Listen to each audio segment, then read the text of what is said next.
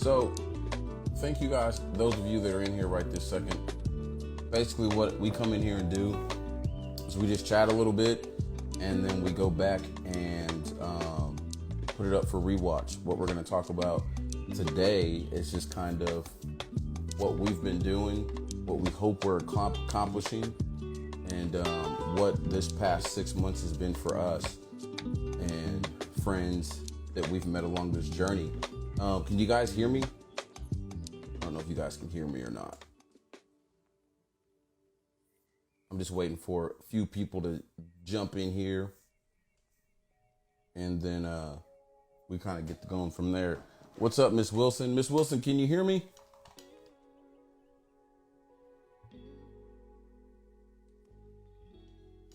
Oh, okay, awesome. Miss Marie, nice to meet you.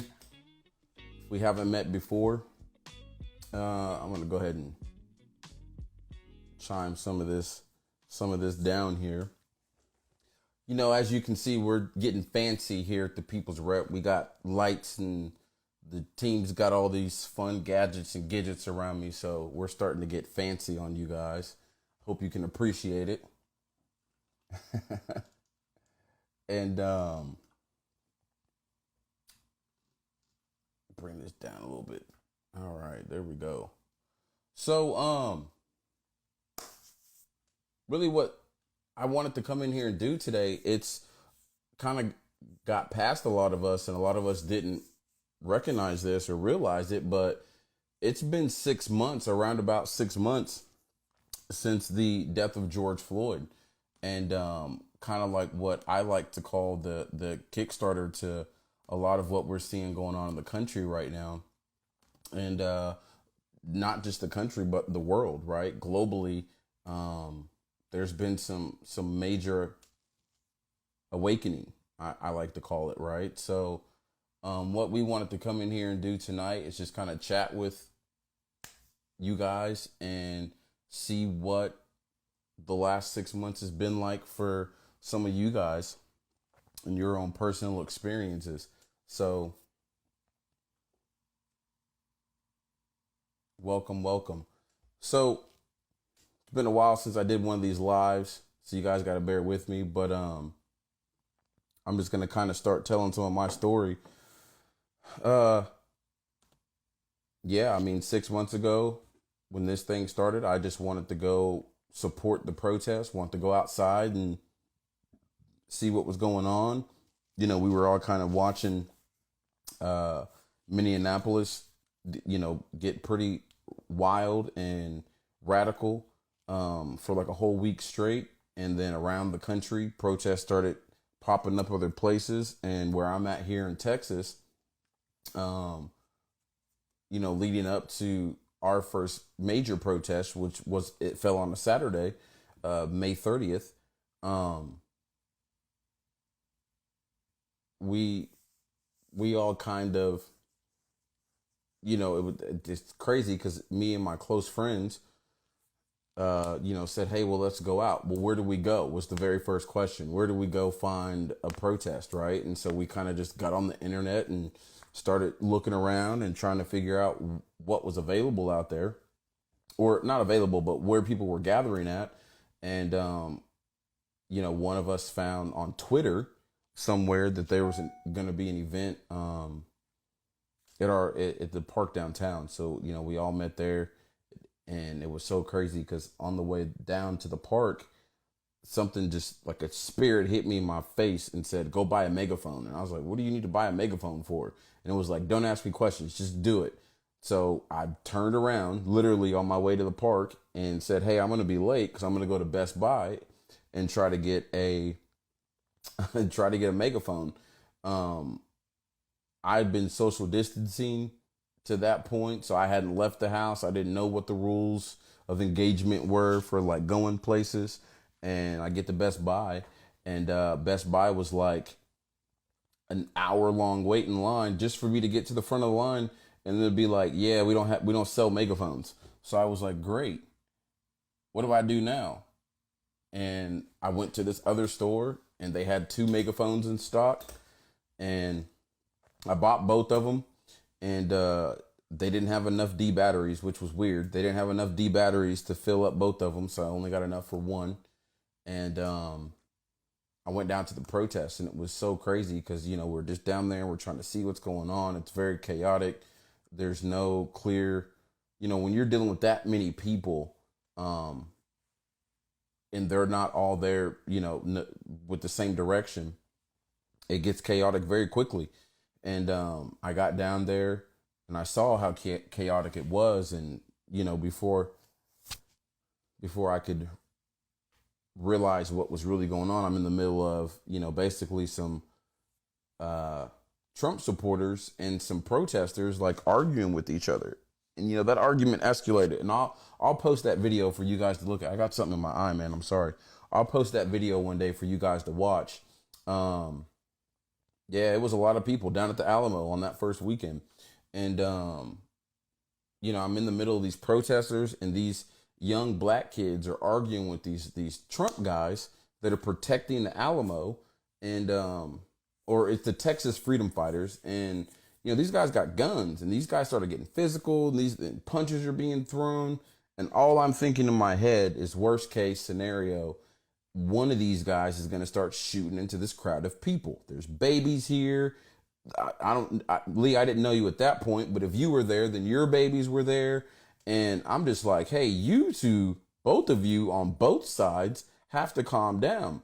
And the funny part is that when I did that, I'm trying to yell, and I'm using my voice, and I'm yelling at people, and I'm like, yo, you calm down. And it's like, no, you tell them to calm down. And I'm arguing with these guys. And that same voice hit me in my head again and said, hey, big dummy, use your megaphone. And this megaphone that I just went and bought. And I was like, what do you mean use the megaphone? And the voice said to me again, stop asking me questions, just do what I'm telling you to. So I was like, okay, voice, you got it. And I grabbed the megaphone, and I just put and me and this kid are like, I'm sorry, I got to remember you guys are looking at me. Me and this kid are in each other's faces, and we're yelling, and he's mad and he's angry, and I'm looking at him, and he's, in his 20s, and he's a black kid, and his rage that he had, and he's like, I'm ready to die today. And I'm like, bro, what are you down here to die for? We're down here protesting the killing of somebody, not sacrificing our lives. That's not what we're doing. And that voice said, use your megaphone, right? Because no one wants to hear me. And again, this is all on video. I didn't know this was on video at the time, but I'll send you guys the video, or I'll post the video so that you can see it. But it was pretty intense. So I grabbed the megaphone, and I just put it right up to both of our faces pretty much. And I started talking in the megaphone. And I said, everybody calm down, everybody calm down, everybody chill out. There's no reason for us to be going after each other like this right now, right? It's not going to accomplish anything. Everybody calm down, right? And I don't remember everything that I said. Obviously, it was 6 months ago.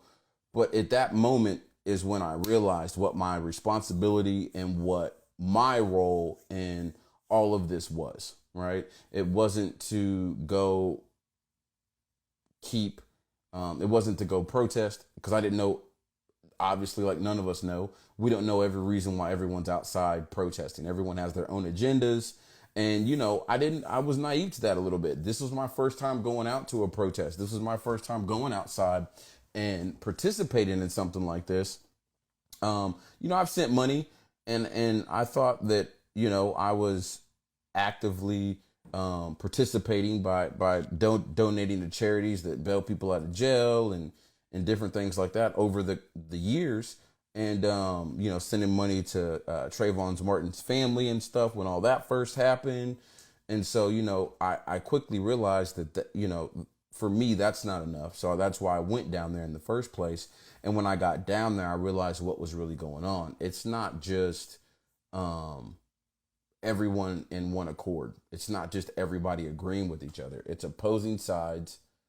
And, it's a hotbed for violence, if I'm being honest, right? So at that moment, because I do have a loud voice, and I'm used to being in front of the camera, or just being on the stage, entertainment business, all that stuff, I realized quickly I can lead this conversation or lead this situation this way, or I can lead this situation this way. And at the expense of my own pride or even what my own wants were. I said, yo, you have to do it the right way. Otherwise, you're going to lead these kids into, possibly being harmed, right? Or even the other way, you're going to get somebody else harmed, an innocent bystander, or even these guys that are on the opposing side, they deserve to go home too, right? So it was pretty crazy.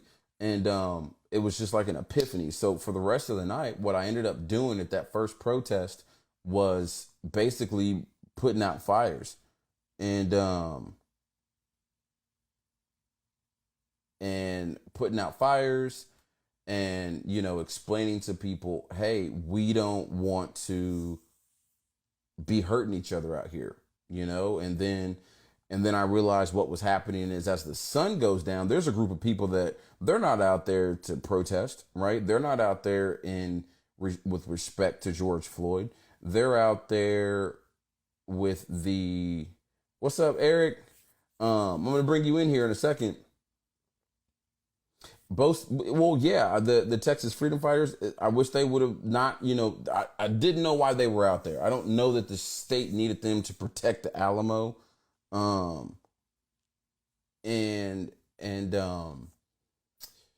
was pretty crazy. So, but what I did realize, Miss Leah, is that there was also a group of people that looked like me that were protesting, that weren't out there to protest.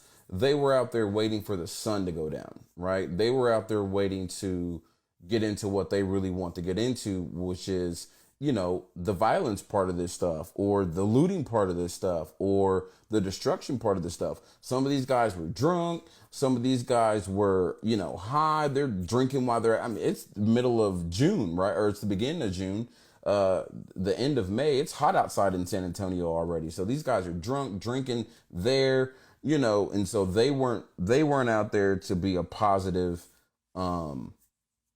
voice to what was going on, right? They weren't there. I mean, Eric, I have to have you come in here in a second and tell us why they were there. I personally think they were there just to start crap and protect the Alamo. But, like I told both sides when I was standing in the middle of them, Eric, I said, who cares about, I was like, I don't care about these rocks. I don't care about these buildings. I don't care about these stores. I came outside, Irvin came outside to meet people that wanted to go be a part of a further conversation. And I didn't even know that then. I really just went outside to be with the people. And I went outside because I was upset for days. I didn't get out of bed for the first 2 days after George died. And I don't know that guy, right? But he just looks like me, right? He looks like my future. He looks like my uncles. He looks like my dad.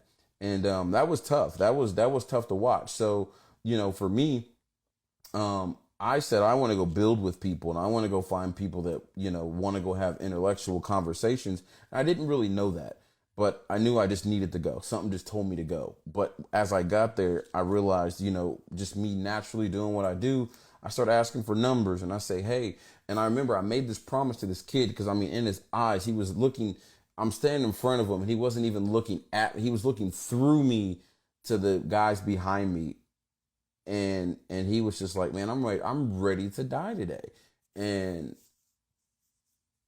that hit me. And I said, look, I'll make you a promise. If you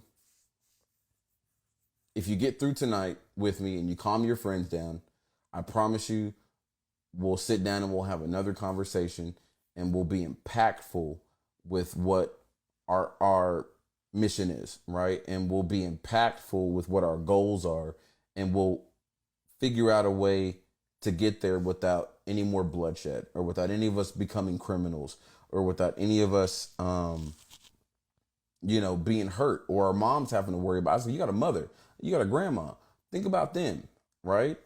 And and I said to one of them, because a couple of them said, I'm ready to die.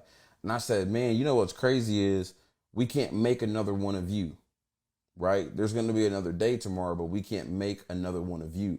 And it kind of, made them double take and think like, man, I said, you're special. I remember saying that to him. I said, you're special. I don't want you dying over these rocks or over arguing with these guys. And these guys are standing right here behind me. Their guns are pressed up against my back as I don't want to say protecting, because I wasn't protecting them for these guys.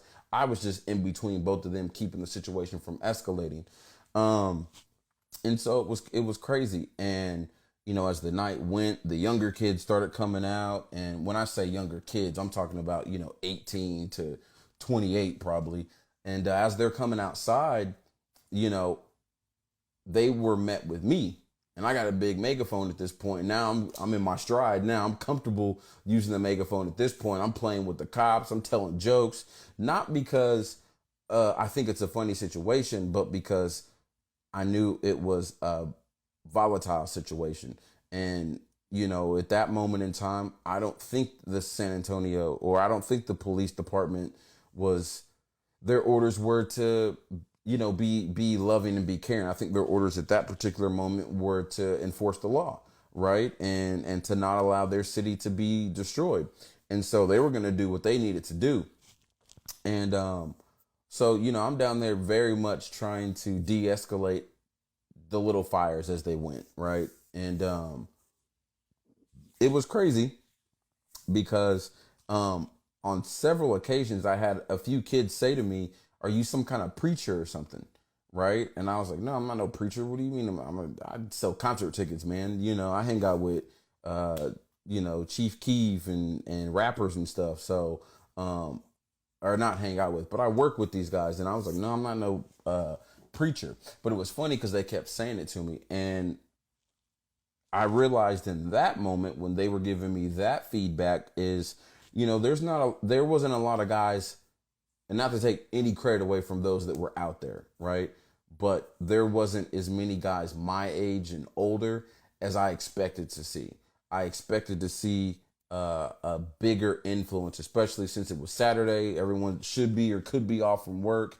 I expected to see a little bit of a larger presence of, your middle-aged males, right? Your middle-aged people that were out there, and I didn't see them out there. And so, when they weren't out there, I think some of these young guys were looking at me as a I don't want to say a leader, but they were looking at me as representation of that age group. And typically that age group should be giving them some game or some information that's like, hey, let's be smarter. Let's not be stupid. Let's not become criminals. Let's protest, right? Let your voice be heard. Let your passion be felt, but don't go to jail over it either, right? Because I know someone will come bail you out. And I know that there's all these organizations that want to help bail you out of jail. But the difference is young black male, once you're in that system, it's hard to get out of that system. It's like quicksand. So I don't even want you to start, right? I want you to stay out of the system, and protesting for something that you believe is wrong, or protesting and things that you want to see change in the system, getting put in jail isn't how I want you to start. I want you to get a little bit more knowledge and figure out other ways, right? I'd rather you be going to jail unjustly than to be breaking someone's property and they have a reason to arrest you, right? And so as I'm having those conversations, it was just, it tickled me as they kept saying, are you some kind of preacher or something? And to which I would say, no, I'm not a preacher. But yeah, I know, Leah, a lot of you guys left me out there with the kiddos, right? I'm getting shot at with tear gas, as they stayed outside, and it wasn't too crazy. It was just a few that didn't want to listen and want to be crazy. But there was, and it was just crazy because I remember at the end of the night, I was standing and I'm talking to these Texas freedom fighter guys, and the kid that they were getting into it with, we all walked and he walked past us and I grabbed him and I said, hey, I want you to come talk to this Texas freedom fighter guy, because I'd been talking to him for a few moments and he was cool. And even still, like, I know it wasn't a genuine conversation because he said he was going to contact me and all this stuff, but I could tell that him and his buddies didn't really have interest in doing that. I don't feel like they wanted to get into a fight, but they were prepared to, which is, again, I think is the wrong kind of attitude to come to a protest. If you're going to a protest and you know people are already upset, then don't go there, right? Because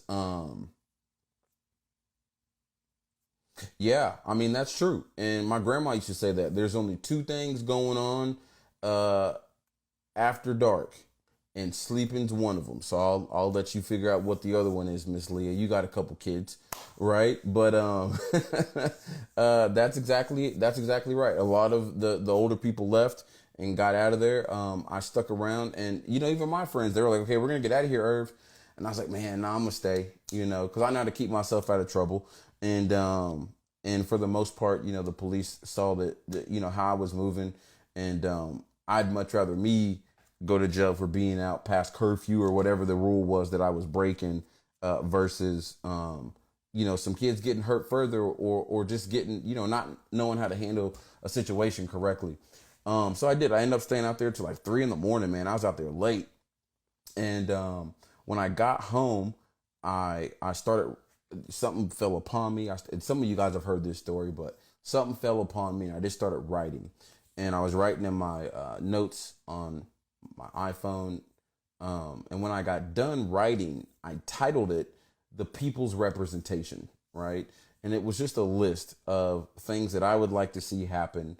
And based all off of that sole day, based off of just my experience that day, I was like, man, we need male leadership. We need police interaction training. We need to be able to have a conversation at all levels with the police.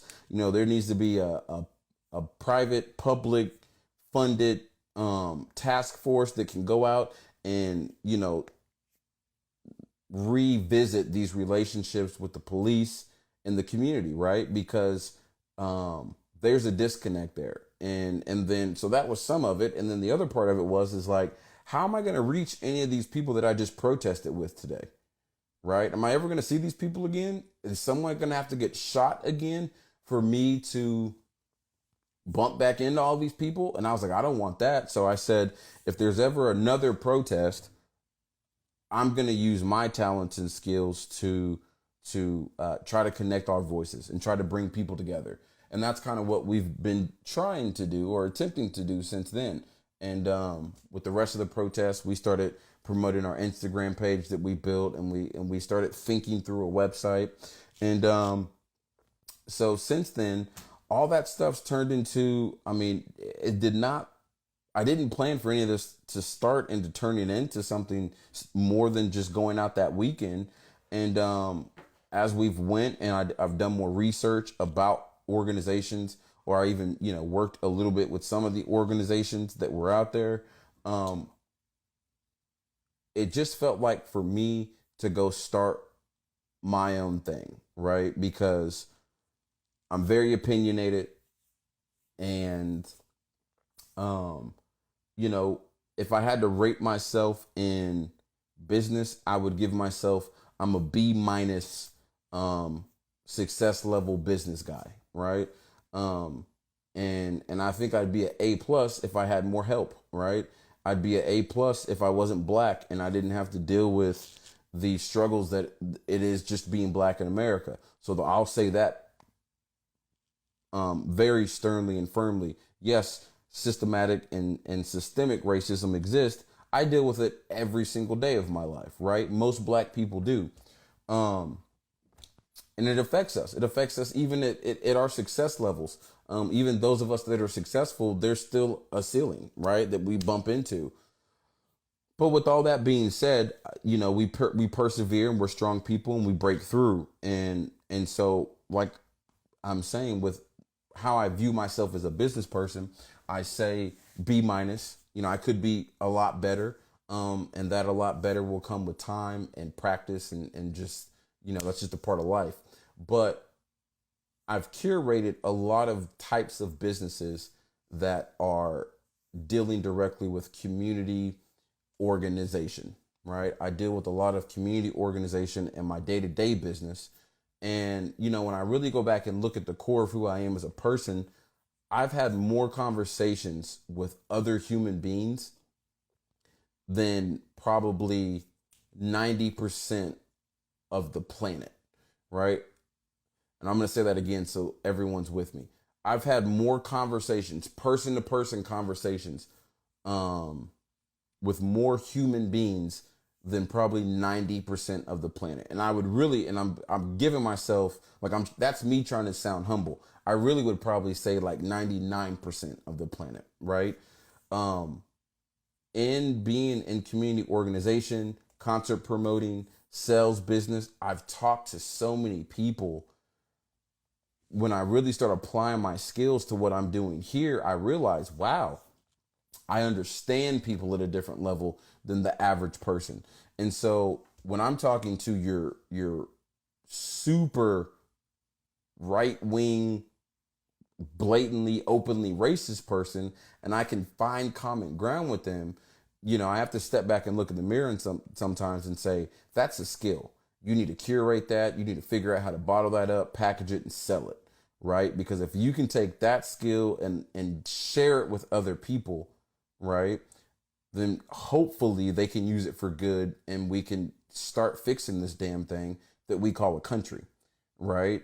And so that's what the people's representation, if I was given an elevator speech, I appreciate the hearts right now, but if I was given a quick elevator speech, that's what I would say the people's representation is meaning for me. Now, the cool part is that as we're going along this journey right now, and I've been really steadfast with my team that's around me, for us that this isn't going to be easy. It's not going to be fun. It's not like any of the other stuff that we've ever built or done.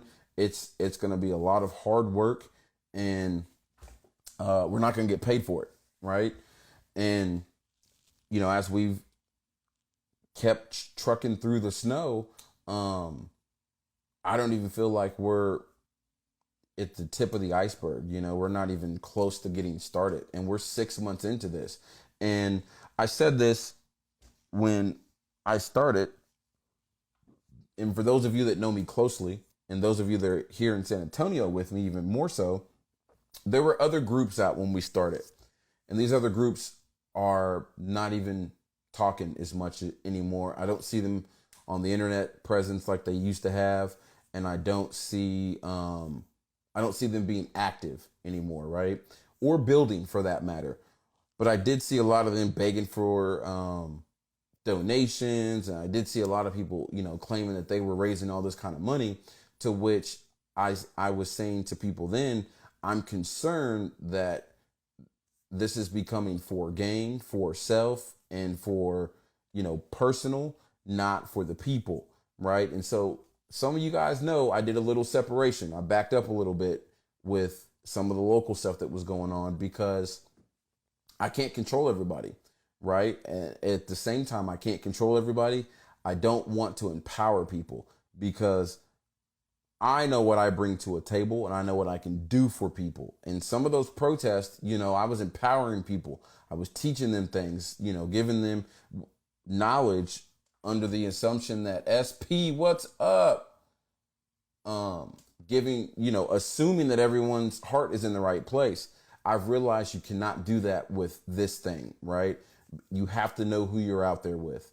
And so even more so, that's not to talk down on any of the other organizations. For me, it's more important that we build our organization, work with maybe other organizations that are already established, but I'm putting good people around me. And I'm so excited. I want everyone to go to our website and look at the board and staff link on our website, and you can see some of our board members that are in there. I'm so excited.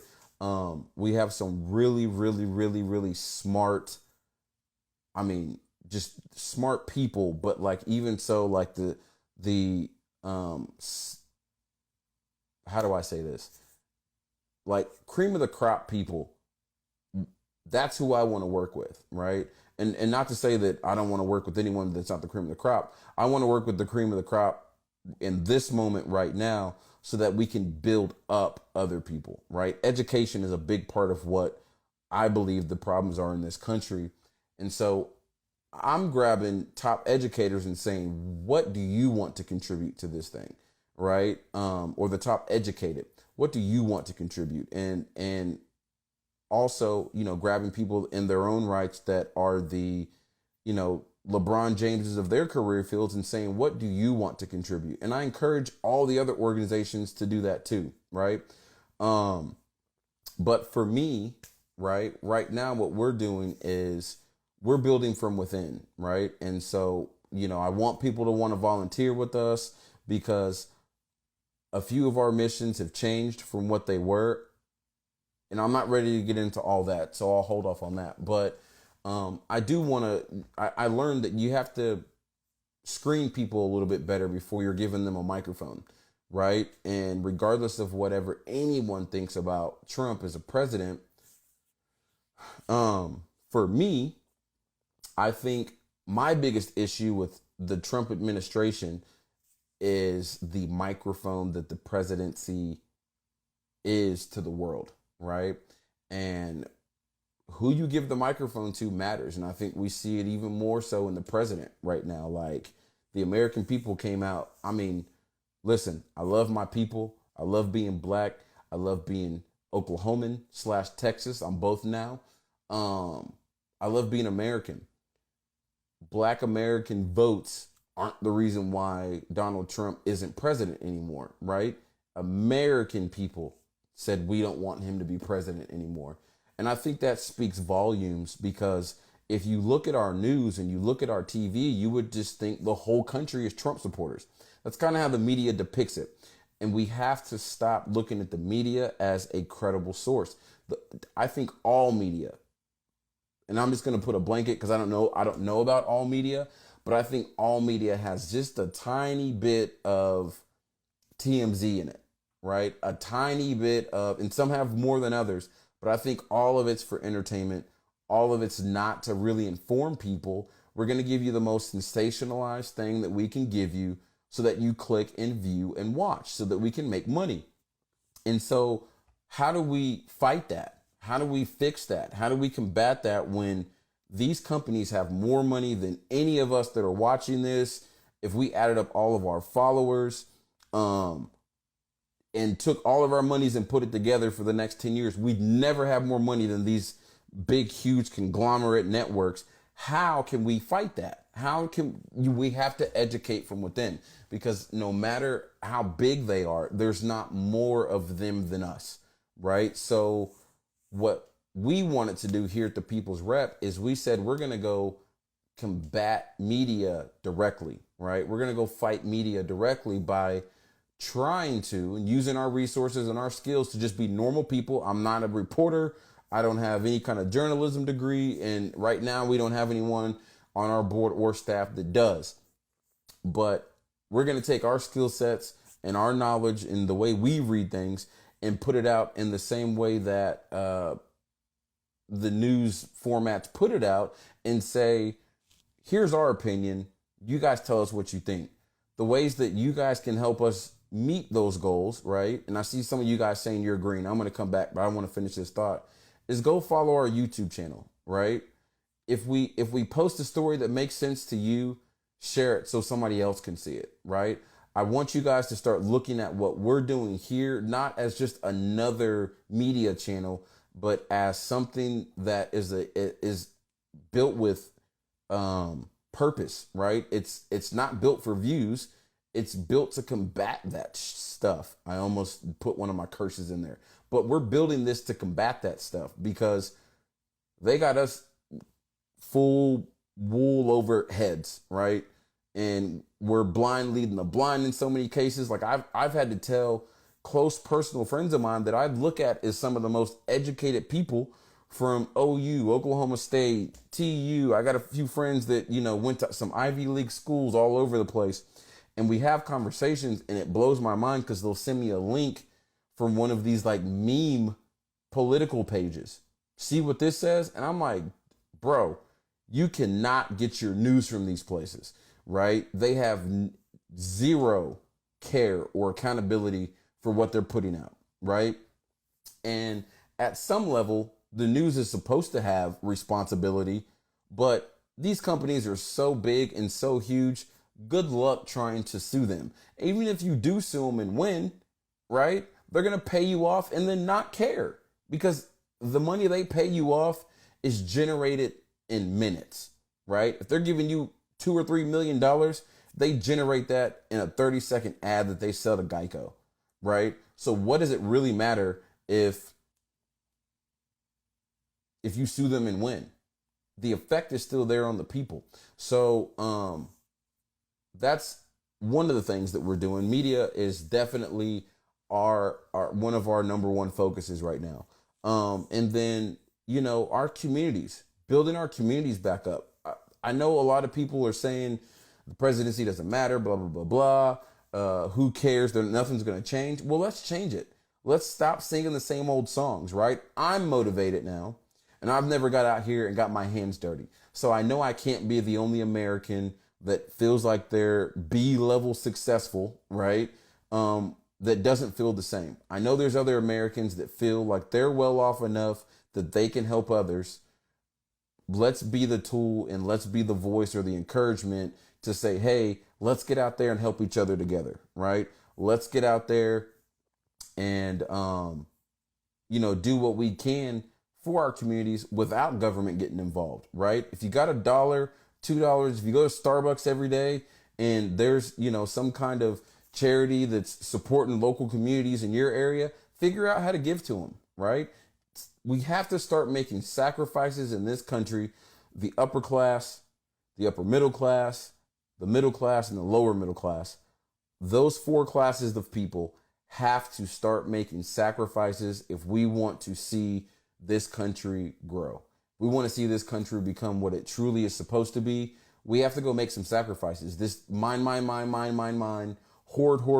my nuts, grab all the nuts I can for my house and then not share with anybody else. That's not going to get us anywhere. That's how we got to where we're at. American greed is why we are where we're at in this country, right?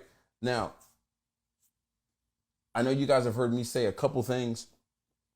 I haven't once brought up politics like that. I mean, a little bit, but I haven't once talked about politics in a divisive way, because honestly, I think it doesn't matter. I think politics, when used that way, only divide people. It's not really helping us arguing with each other over politics, right?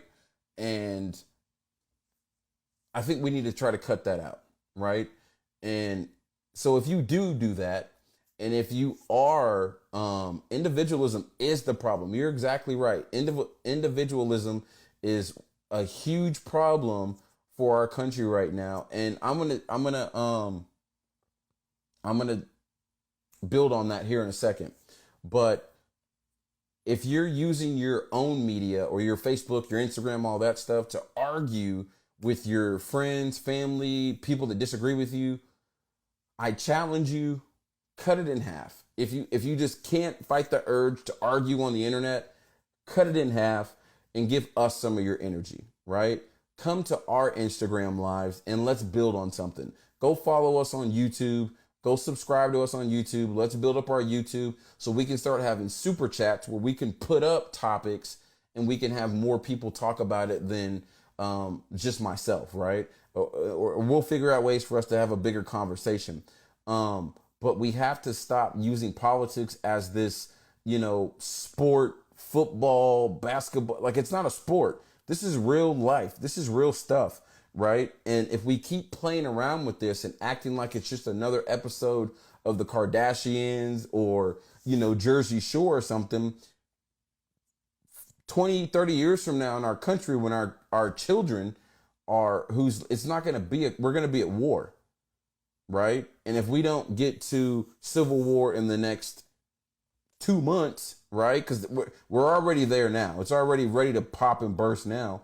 If we don't get to civil war by the end of this year, it's definitely going to be mass casualties, constant protesting. The cities are going to burn. People are going to die for reasons that could have been avoided. So I challenge everybody, including myself, and hold me accountable too. It was so awesome yesterday when I put up should I be, and I was joking when I did it, but it was so awesome when I put up, should I be petty or should I be uh or should I be classy when talking about Trump and him, no longer be, or being voted out as the president. And it was such a surreal moment to see all of you guys vote for classy, right? Because it lets me know that we're inviting the right people to our conversation, right? To our platform. Um, and so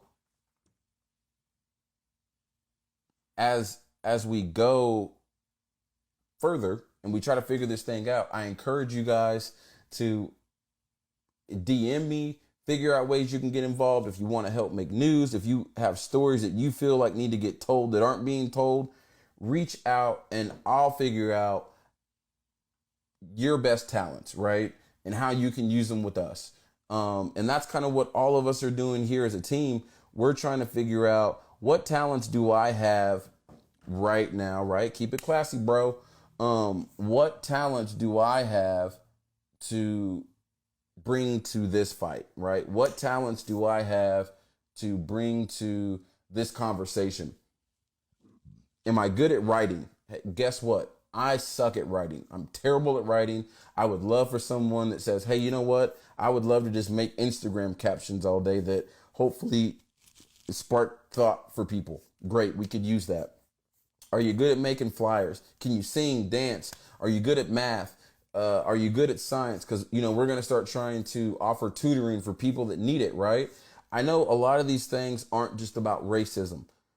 A lot of these things aren't just about individualism. A lot of these things aren't just about politics, right? Because I think as an overhaul, us as people need to get better so that we can tackle some of these things. And I think as we start coming together as people, we'll figure out ways to empower each other for the things that we feel are important. I've gotten involved with CPS through the People's Rep this year, and I never even knew that there was racial inequality in the CPS system, right? And it's so awesome that, I tell people these ideas that I have, like, hey, I think we can build something that bring people together and then we can figure out how to use our skill sets to help each other meet our goals. And it's so awesome when it happens, because it's like these aha moments happen for me and my team, and we get to share in helping someone else, right? And so we're going to be putting out some more interviews here in a little bit. But the last thing that I am really excited to start working on, and we have a couple lawyers that are joining the board and joining our team, is reform. Obviously, there's huge things that need to be changed in our government, education, our communities. And that is where, for me, the conversation about how we strategically use protesting is not the same as just going outside and putting ourselves in harm's way. There's looters out there. There's criminals out there, and on both sides, right? On both sides. And they don't want to go to the protest to change. They want to go to the protest to steal stuff. So I don't want to put my organization, or I don't want to build up people to go get in to the mix of that, or to be confused, right? When people talk about the people's representation, they're going to know that that's not what we're about. And I am building a team of people that we're not scared to police our own. So if we're doing an event and people want to come and start acting stupid at our events, we're okay to challenge them and tell them to go away, right? Or quickly separate from what we're doing. And that was some of the issues that I saw with Black Lives Matter. They don't control the narrative of their own organization. Everyone is, making their own Black Lives Matters and all that stuff. That won't happen to us, right? We control our narrative because this isn't our first bat. This isn't our first time showing up for business, right? All of my checks and balances are already in place before we even got here, before we even started promoting the People's Rep. And so, with that being said, thank you guys for showing up this past 180 days. I don't know if I tackled everything that I wanted to tackle, but I know some of you guys want to talk, so I don't want to do all the talking myself. Let me see if Brother Keith is still in here. Let me see. Is he still? Let me see if he chimes in. I don't know if he's still in here or not. All right. Hey, Keith, we can't see you. Are you in there? Can you guys see Keith and I just can't see him?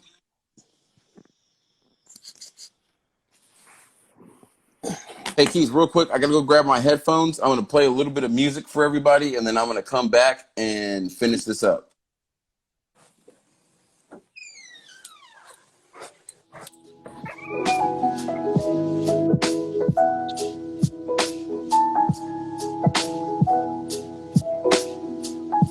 Hmm?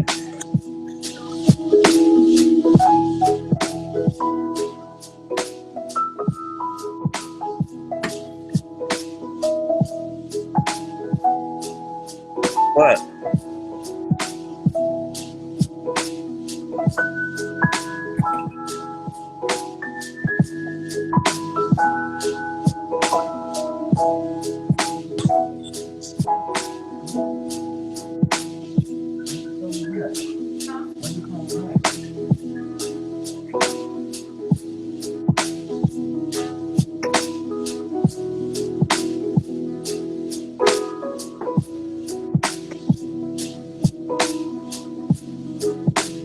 Hey, hey,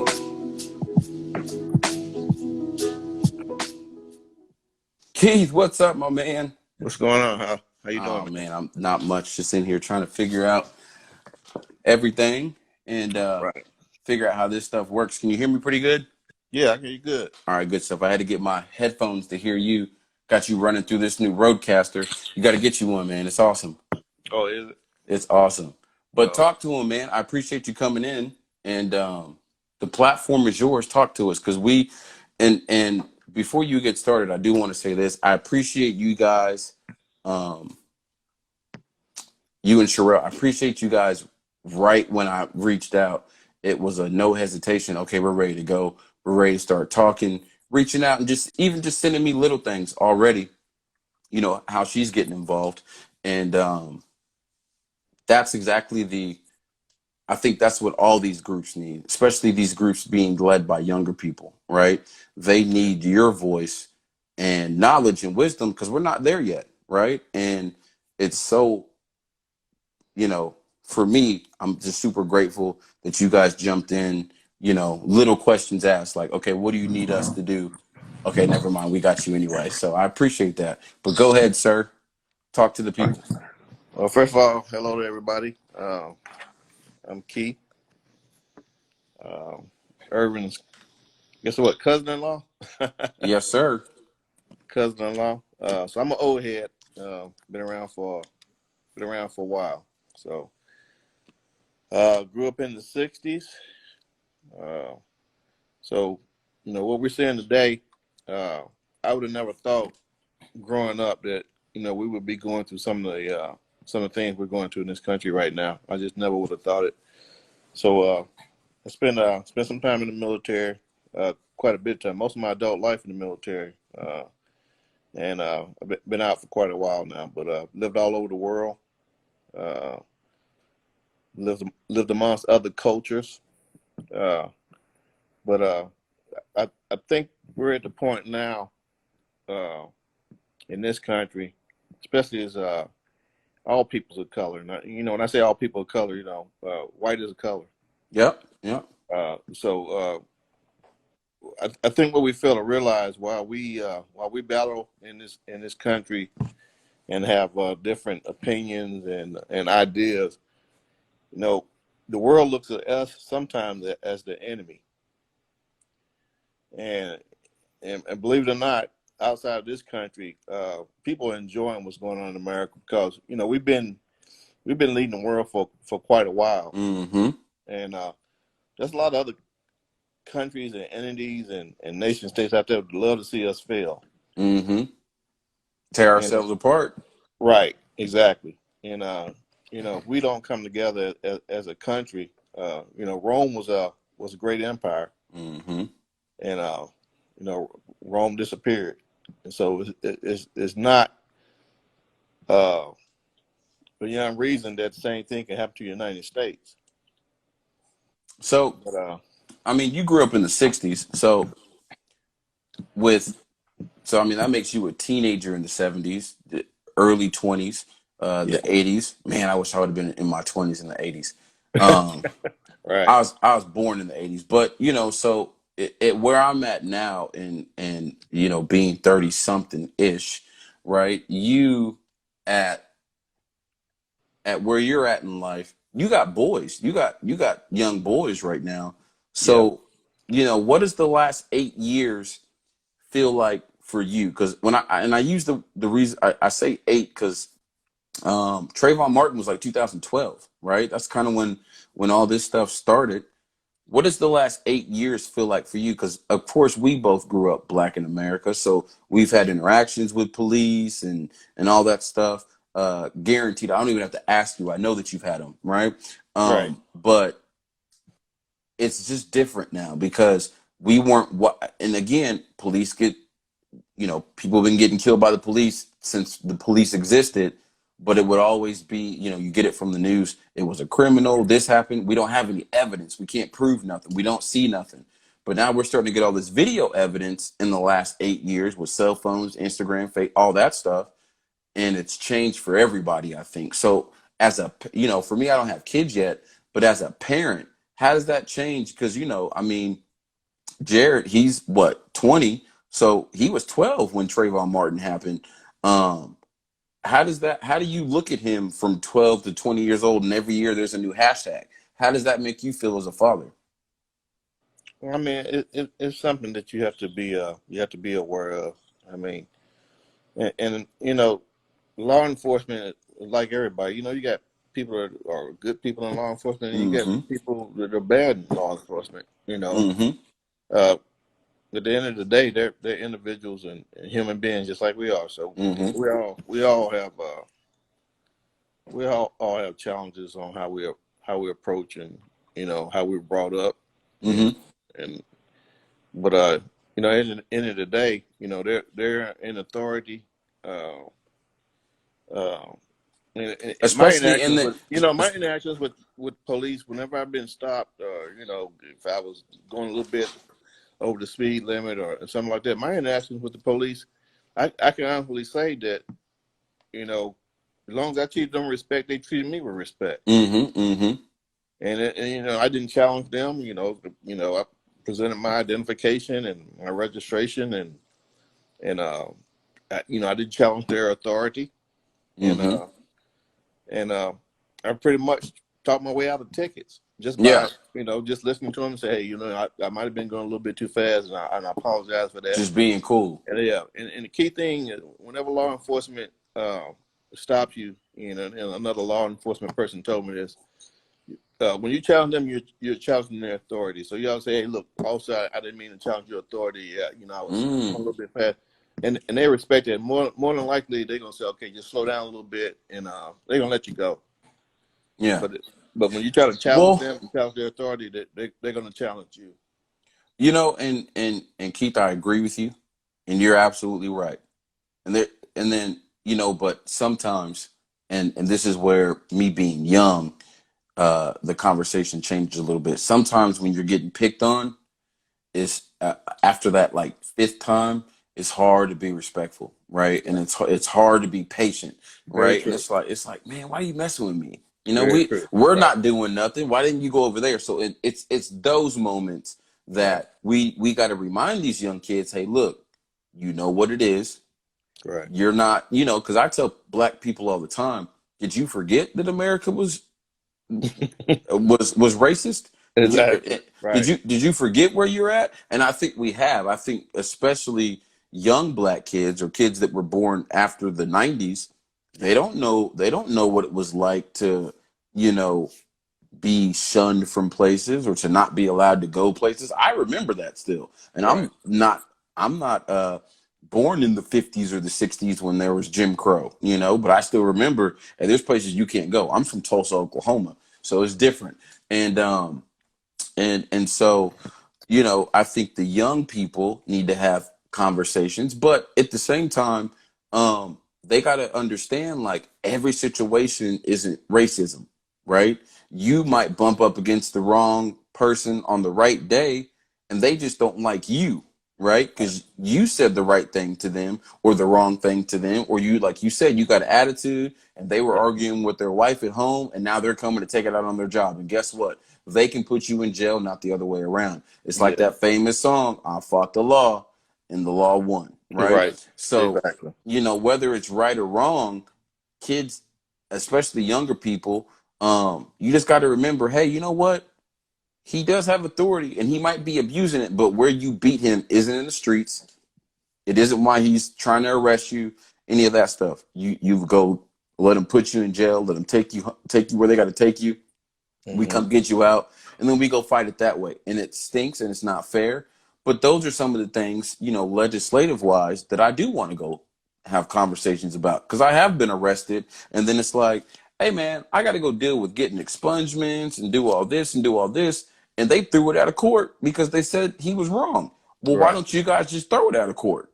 So, and after about the third time, it's like, hey, I don't want to be going to court again, or I can't afford, Right. um, I can't afford a ticket and all these things. So, you know, it's both. We gotta have that balance of, hey, look, we know that some of these neighborhoods are picked on, but you gotta also know when to pick and choose your battles, because we don't need you going and getting shot over no argument, over no ticket. If they ask you to get Right. out the car, just step out the car. Now, do I say it's within your rights to be like, what do I need to step out of the car for? Yes, but when they start getting aggressive, you de-escalate. And that's what Right. some of the police interaction I was talking about. And some of these stupid protesters were like, you want to work with the cops. And I realized any of these people that are saying ABAC or F the police or any of Right. that, Right. they're not on the side of black people, because black people can't afford to be aggressive with police officers, Right. right? We're already a target. So Right. with that, let me ask you one more question.